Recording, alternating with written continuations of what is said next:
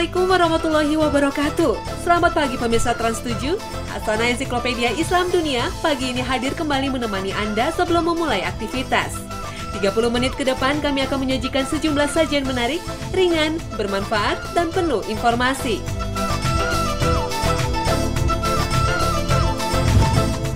Kisah lokasi perjuangan dakwah Nabi Muhammad SAW.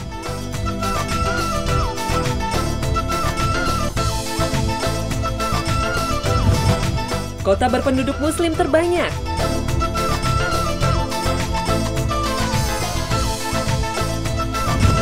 Seragam-seragam pramugari berjilbab.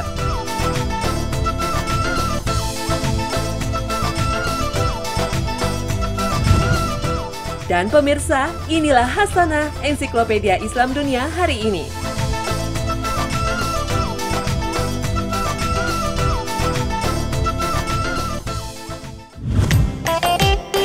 Kisah Nabi Muhammad memang pantas diteladani.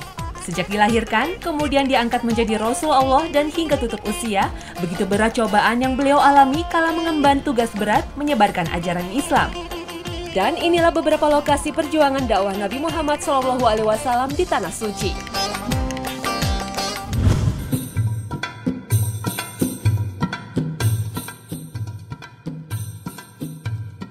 Rasulullah dilahirkan di Mekah 12 Rabiul Awal pada tahun Gajah. Ayahanda Abdullah bin Muthalib telah meninggal saat Nabi masih dalam kandungan ibundanya, Aminah. Saat ini tempat kelahiran Nabi Muhammad diubah menjadi perpustakaan. Letaknya tak jauh dari Masjidil Haram. Persisnya di sebelah Istana Raja atau tempat penginapan para tetamu Raja Abdullah. Hanya saja perpustakaan tidak terbuka untuk umum. Pada masa kelahiran Rasulullah, ada tradisi di masyarakat Mekah. Anak-anak yang lahir disusukan ke orang lain di daerah pedesaan.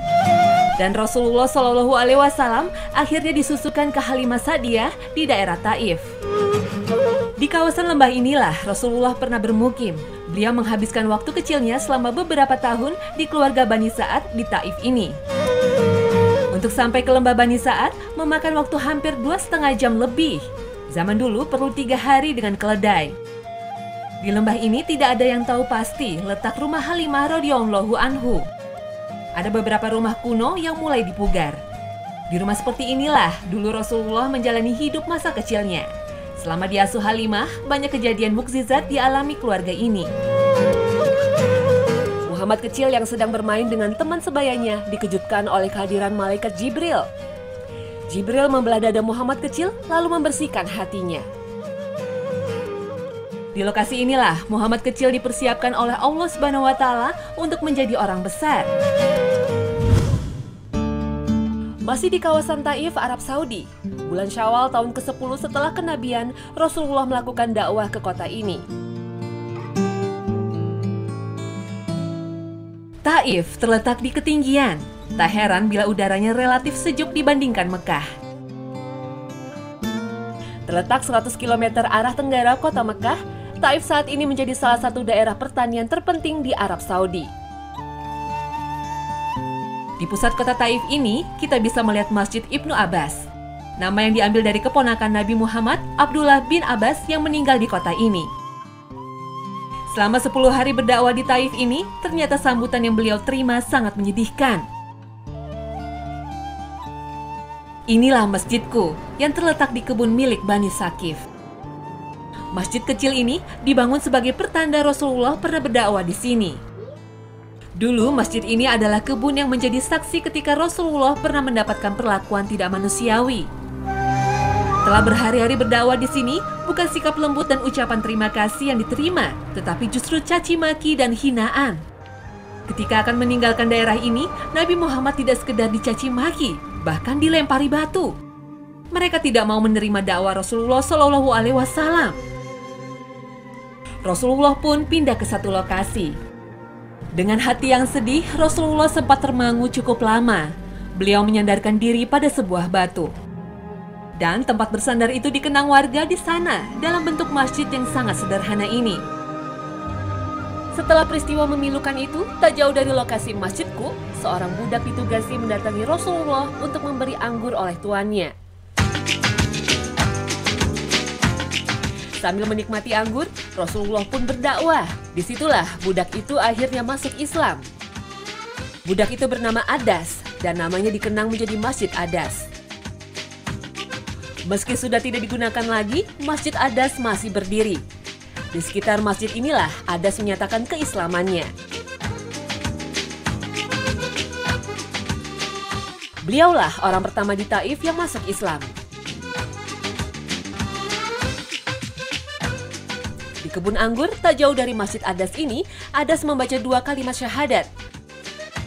Dan nama Adas pun terpatri hingga kini.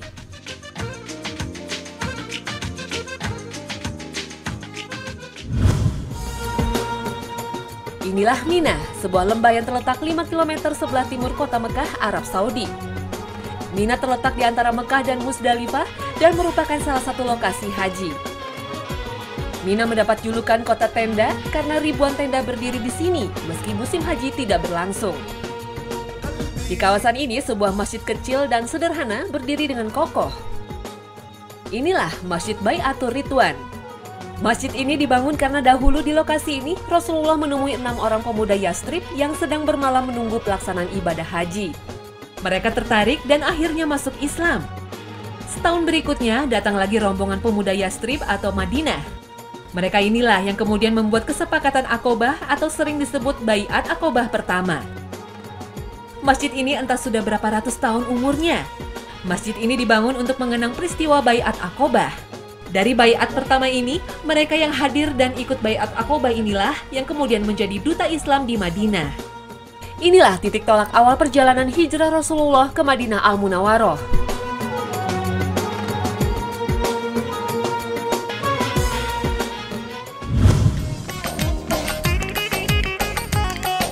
Pemirsa Hasanah, jangan kemana-mana.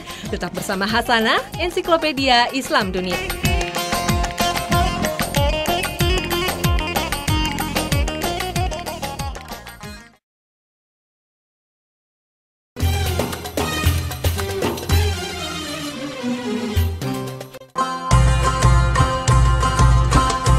Islam telah menjadi agama yang besar di muka bumi ini.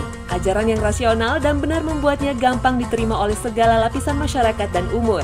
Tak heran banyak kota besar di dunia di mana mayoritas penduduknya adalah pemeluk Islam.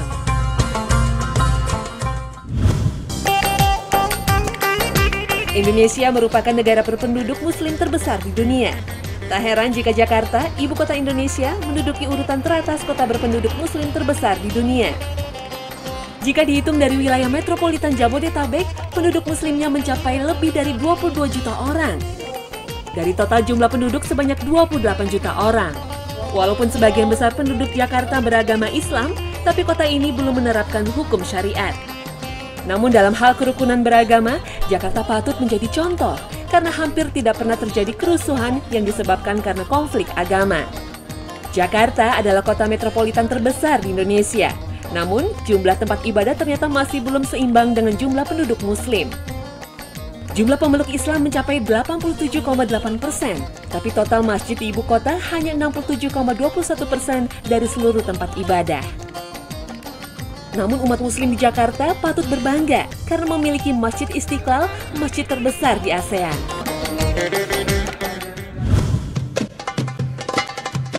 Mesir adalah negara yang sangat penting bagi umat Islam. Di sanalah banyak nabi diturunkan oleh Allah Subhanahu wa taala. Dan di salah satu kotanya, Kairo, penduduk muslim banyak bermukim dengan jumlah 17.290.000 jiwa. Kairo adalah ibu kota keempat setelah Memphis, Luxor, dan Alexandria yang menjadi pusat pemerintahan negeri Mesir selama ribuan tahun. Kairo sangat kental dengan budaya Islam. Kota ini dibangun pertama kali dengan nama Fustad oleh Amr bin As yang di kemudian hari dikenal sebagai tokoh pembuka Mesir dan menjadi gubernur pertama Kairo di zaman Khalifah Umar bin Khattab pada abad ke-7. Dan pada masa tersebut, ibu kota Mesir dipindahkan dari Alexandria ke Fustad. Nama Kairo sendiri baru diperkenalkan pada zaman Kerajaan Fatimiyah pada 969 Masehi dengan nama Al-Qahiro. Tapi para pedagang Eropa membacanya Kairo, dan Kairo pun tumbuh secara khas dalam perpaduan budaya Arab dan peradaban Islam. Kota terbesar di Afrika dan dunia Arab ini menjadi kota yang sangat padat dan sibuk, dengan jumlah penduduk berkisar 16 juta jiwa. Sebagai ibu kota yang didirikan oleh pemerintahan Islam, Kairo berkembang seiring dengan penyebaran agama Islam. Pembangunan masjid terjadi di semua penjuru kota. Ada ribuan masjid yang kini digunakan umat Islam Mesir yang berjumlah sekitar 70 juta jiwa. Di Kairo saja ada sekitar 4.000 masjid, sedangkan di seantero Mesir terdapat sekitar 24.000 masjid. Banyak masjid di Kairo yang tidak hanya semata-mata dijadikan sebagai tempat ibadah, tetapi juga sebagai majelis ilmu atau tempat pengkajian ilmu-ilmu agama Islam. Salah satu yang terkenal adalah Masjid Al-Azhar.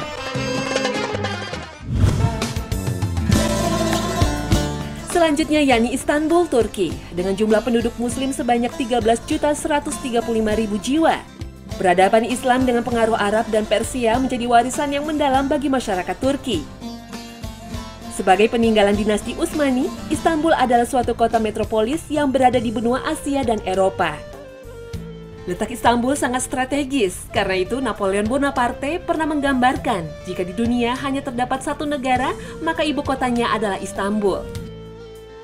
Selain penghubung Asia dan Eropa, kota ini sejak dulu menjadi pusat peradaban dan kebudayaan. Istanbul terpilih menjadi ibu kota kebudayaan Eropa hingga tahun 2010 dan terdaftar dalam salah satu daftar warisan pusaka dunia UNESCO sejak tahun 1985. Kota yang memiliki luas 1.536 km persegi ini pernah menjadi ibu kota dari beberapa imperium besar, yakni Kerajaan Romawi tahun 330 sampai 365 Masehi, Bizantium tahun 365 sampai 1453 Masehi, Kerajaan Latin tahun 1204 sampai 1261 Masehi, dan terakhir Turki Utsmani tahun 1453 hingga 1922 Masehi. Dalam kehidupan sehari-hari, agama memiliki peranan besar dalam lapangan sosial politik, dan hukum yang berlaku adalah fatwa ulama. Kota berpenduduk muslim terbanyak selanjutnya adalah Karachi di Pakistan. Dari jumlah penduduk sekitar 15 juta jiwa, jumlah umat muslim yang bermukim di Karachi berkisar 13.085.000 jiwa. Karachi merupakan nafas dari negara Pakistan. Kota Karachi sebagai pelabuhan utama Pakistan, pusat bursa efek, bank sentral, dan pintu gerbang utama untuk jalur suplai militer barat menuju Afghanistan. Kota Karachi menghasilkan 68% dari pendapatan pemerintah dan 25% dari produk domestik bruto Pakistan. Karachi merupakan salah satu kota besar dunia yang dihuni oleh komunitas muslim yang besar. Oleh karenanya, nafas Islam begitu kental di sini. Urutan selanjutnya kota berpenduduk muslim terbanyak yakni Dhaka, ibu kota Bangladesh, dengan jumlah penduduk muslim sekitar 10.135.000 jiwa dan sekitar 13 juta penduduk di Dhaka. Dhaka adalah pusat perekonomian Bangladesh dan termasuk kota terpadat di dunia. Agama adalah identitas di kota ini, jarang ada penduduk yang tidak memeluk agama. Umat muslim di Dhaka memiliki masjid kebanggaan, yakni Masjid Baitul Mukarram yang termasuk dalam salah satu masjid terbesar di dunia dengan kapasitas mencapai 30.000 orang.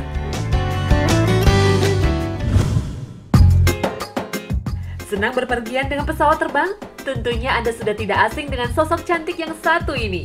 Ya, pramugari. Berikut ini Hasan akan menampilkan seragam-seragam pramugari berjilbab.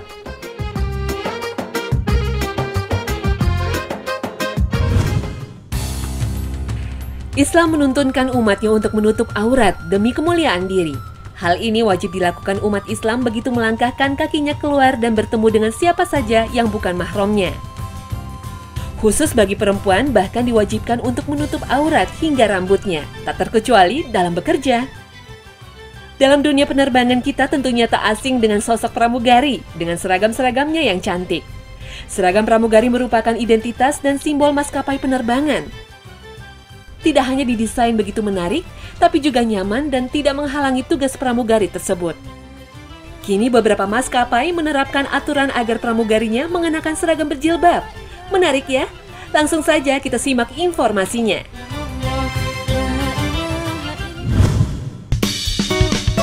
Yang pertama yaitu maskapai Saudi Arabia Airlines. Hal ini tak lepas karena pemerintah Saudi Arabia menerapkan aturan bagi setiap warganya untuk berjilbab. Tak heran maskapai yang satu ini membuatkan seragam yang tertutup untuk pramugarinya.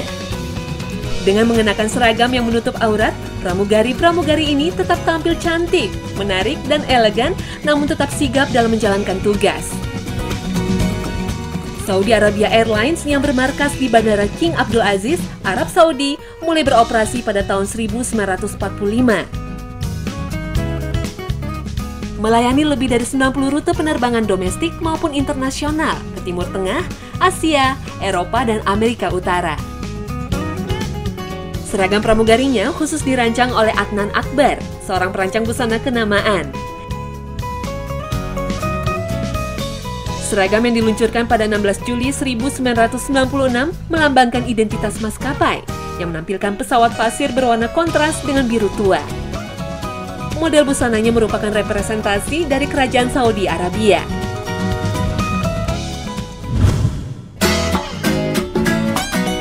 Seragam berjilbab selanjutnya yakni dari Iran Air.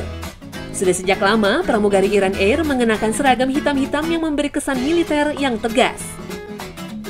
Namun, jilbab bermotif garis emas dan topi yang diberi simbol Pegasus sebagai lambang maskapai menambah cantik penampilan pramugari-pramugari ini.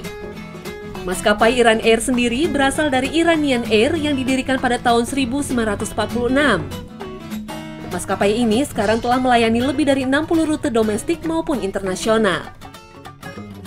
Maskapai ini sekarang sedang mengalami pelarangan pendaratan untuk semua armada pesawatnya di Uni Eropa karena masalah keamanan.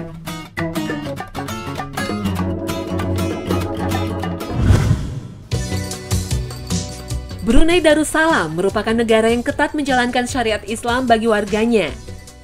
Ini terbukti dengan maskapai penerbangan Royal Brunei Airlines yang menerapkan seragam yang menutup aurat bagi para pramugarinya. Seragam pramugari Royal Brunei terinspirasi dari baju tradisional Brunei yang diubah menjadi seragam yang elegan yang bercirikan tradisi negara Brunei. Maskapai yang mulai beroperasi tahun 1975 ini memiliki 14 rute penerbangan ke seluruh dunia.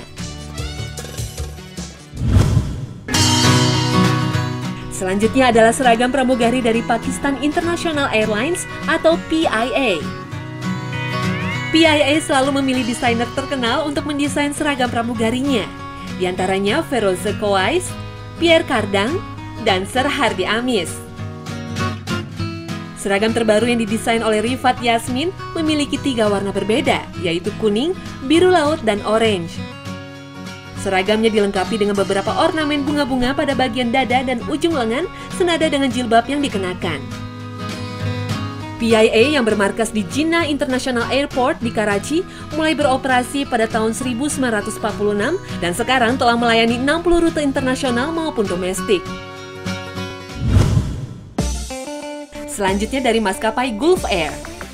Seragam yang didesain oleh Pierre Balmain dari rumah mode Prancis ini memang unik. Kemeja lengan panjang dan dilengkapi dengan topi yang di belakangnya diberi kain seperti jilbab. Walaupun tidak menutupi seluruh rambut, namun topi berjilbab ini dipertahankan dari masa ke masa, hanya mengalami perubahan detail saja. Gulf Air yang bermarkas di Bahrain International Airport ini mulai beroperasi pada tahun 1950 dan kini telah melayani 50 rute penerbangan domestik dan internasional.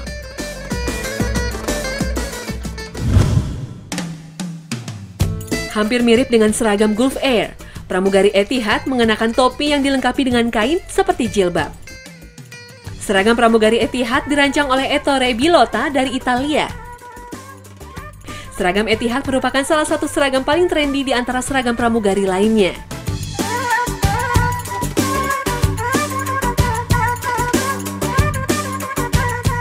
Maskapai Etihad sendiri adalah maskapai yang tergolong baru di Dubai. Berdiri pada tahun 2003, tapi telah melayani 82 rute penerbangan domestik dan internasional.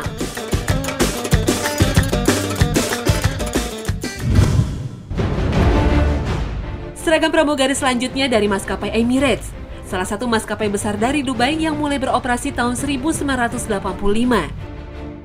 Seragam pramugari Emirates berkesan mahal dan formal dengan warna krem dan detail merahnya.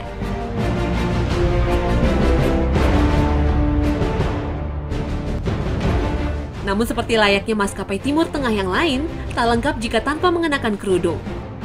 Yang unik adalah topi baret berwarna merah yang juga berfungsi sebagai kerudung.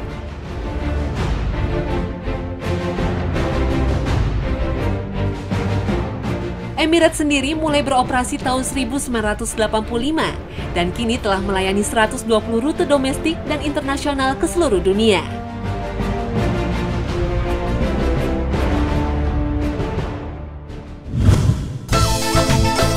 Terbukti bahwa jilbab bukan halangan untuk dipakai dalam pekerjaan apapun, bahkan juga bisa tampil modis dan cantik, bukan?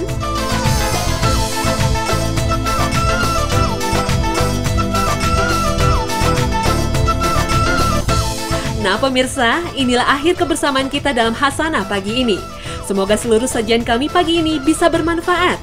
Saksikan selalu Hasanah setiap hari pukul 5 pagi waktu Indonesia Barat, karena Hasanah adalah ensiklopedia Islam dunia. Terima kasih atas perhatian Anda, dan wassalamualaikum warahmatullahi wabarakatuh.